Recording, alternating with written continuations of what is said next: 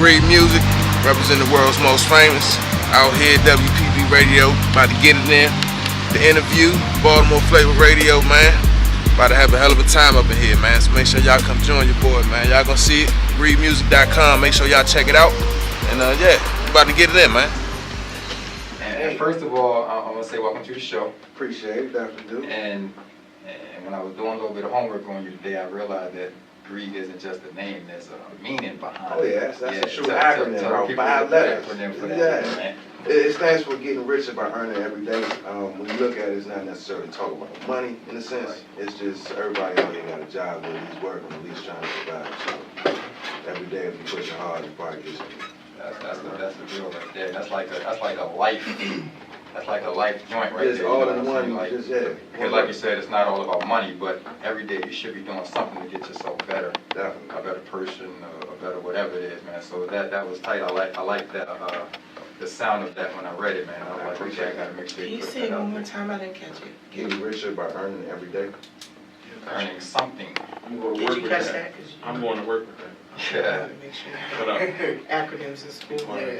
But again, man, thank you for coming, man. We definitely welcome you to the show, man. I appreciate it, man. I reached out to this brother a couple of weeks ago, man, and well, I'm gonna tell you how I met, man. This is funny because I told Mocha this story.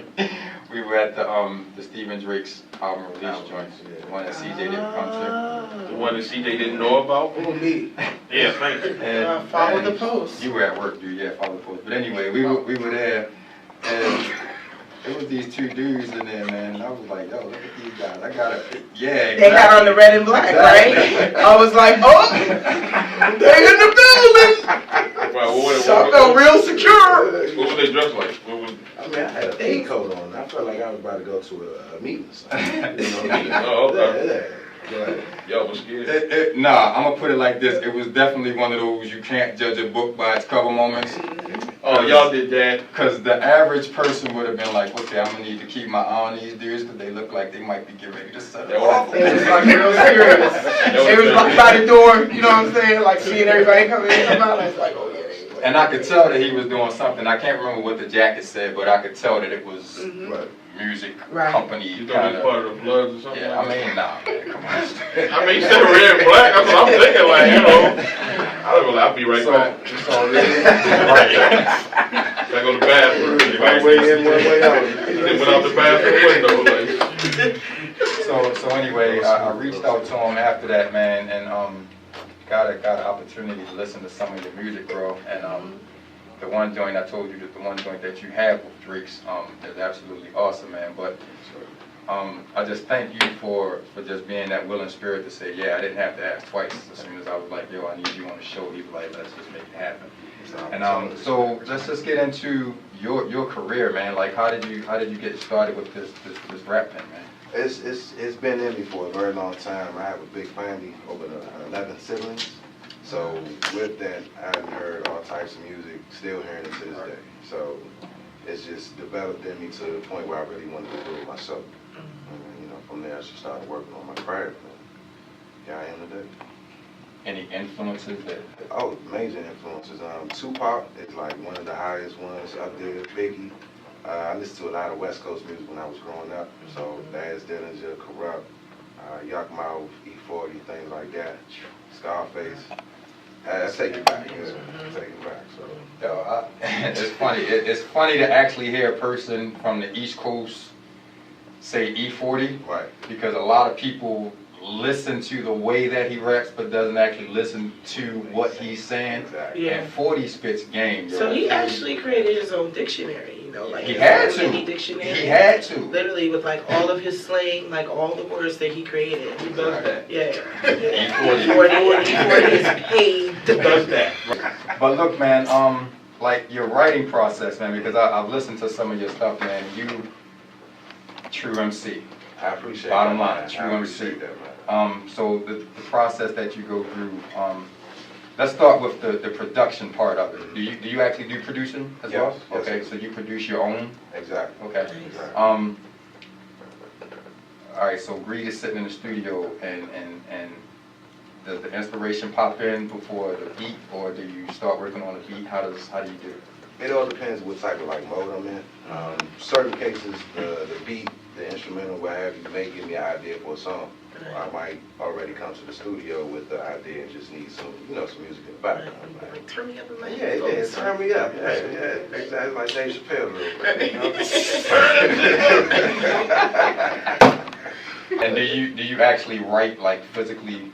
Yeah. Put your lyrics down on paper? Definitely. I can't really. I mean, I still type it in the phone sometimes, or like on a little iPad or what have you. But writing is the most convenient for me. So I actually like that, man, because since Jay-Z made it famous, everybody and their mother now wants to say, "Oh, I don't even write lyrics. I just go in and do."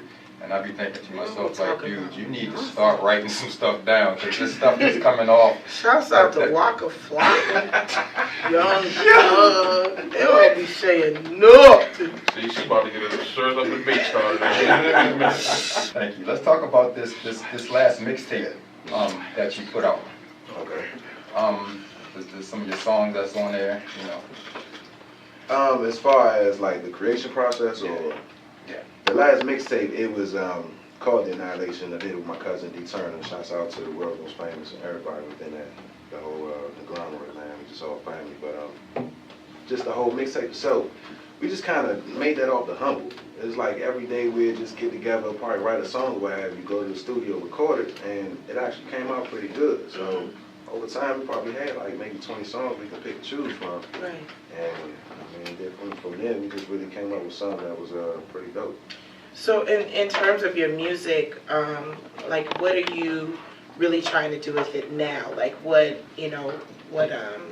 next steps? Like I know you have something like that you planned or Definitely. As an artist, you do want to have goals. Right. That's the only way that you really want to succeed or whatever. But as far as my plans, right now we're getting prepared to release the track 95 on Tuesday. Okay. With that, we're dropping a video. Okay. Just actually publish my website, so that's accessible to everybody who's out there, man. We're getting prepared to do a couple of shows. I actually have a big show coming up on June 13th. Okay. In Springfield, Virginia. And where? Springfield, Virginia. Okay, Springfield, Virginia. Okay. Shouts out to VA. We got some listeners from VA. Oh yeah. Keep it live all day. But with that, I mean, just basically putting the name out there and just really creating the developing a brand. Yeah. From there, that way we can really establish something as far as going on the mainstream. Okay. And see, it's something like, comedians and rappers are sort of like alike a little bit, because we write stuff down. We come with most of our stuff, like it's stories about our life. Right, exactly. So it's like rappers do the same thing. So it's like it's sort of like similar, but most of the time comedians say most of the stuff they write about, they lie, but they tell the truth, but they lie a little bit. So it's like they want to add a little twist to it. Yeah, they add a little twist to the story. So, it's kind of almost similar to this. So with your music, in terms of your plan, because we find that a lot of rappers now, we're not even going to call them hip-hop artists, what they're doing now, they're one-hit wonders. They really don't have much to talk about. And so what is your plan? Like, how do you keep you alive? Like, how do you keep that going where, at some point you don't hit that block and you're like, you know what, I can't do this no more. Like, what keeps you what can you do to inspire, these other listeners? And I'm not just saying kids, because, a lot of people, like, one thing I could say about Rihanna, like, they tried to put her in a position of being home, and she kept it real, and I had no choice but to respect that. Right. So, and I'm not saying that that's the angle that you're taking, but what I'm saying in terms of you, what is the goal to keep that going so that you don't become that one-hit wonder?